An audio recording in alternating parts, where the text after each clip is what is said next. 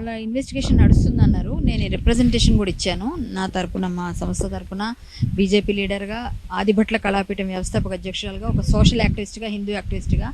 So అది ఖచ్చితంగా వాళ్ళైతే ఇప్పుడు ఇమీడియట్గానే యాక్షన్ మోడ్లోనే ఉన్నారు. కన్ఫామ్గా అతను చనిపోతానని ఏదో లెటర్ రాశాడు, ప్లస్ అలాగే ఫోన్లు చేశాడని అంటున్నారు. మేబీ చనిపోయి ఉంటే మనం ఏం చేయలేము, కానీ మేము పట్టుకుంటాం. లేకపోతే వాడికి తగిన కఠిన శిక్ష వేయండి. నేనేమనుకుంటున్నానంటే, చిన్న పిల్లలు, ఏం తెలియని పిల్లలు చనిపోయారు. ఇది చాలా బాధాకరం. ఆ పాప ఒకటి ఇదైంది కదా.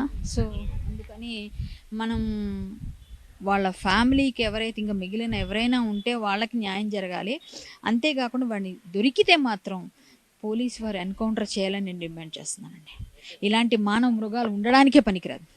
ఖచ్చితంగా వాడు దొరకాలని అనుకున్నా చాలా మండిపోతుందండి.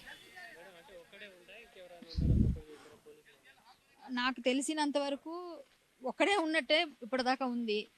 నేను చూసిన వివిధ ఛానల్స్లో కూడా అదే ఉంది. ఎక్కడ చూసినా అదే కనిపిస్తుంది. కాబట్టి ఒక్కడే ఉన్నాడని అయితే ఇప్పటిదాకా ఉన్న ఇన్ఫర్మేషన్ అన్నదే నాకు తెలుస్తుందండి. వాడు ఒక్కడే చేసేసాడు కన్ఫామ్గా. లేకపోతే ఇంకెవరైనా ఉంటే మాత్రం వాళ్ళకు కూడా శిక్షార్హులే కన్ఫామ్గా. ఎవరున్నా సరే ఊరుకునేది లేదు కదండి. తగిన శిక్ష పడే వరకు మాత్రం వదలకూడదని మాత్రం నేను డిమాండ్ చేస్తున్నాను.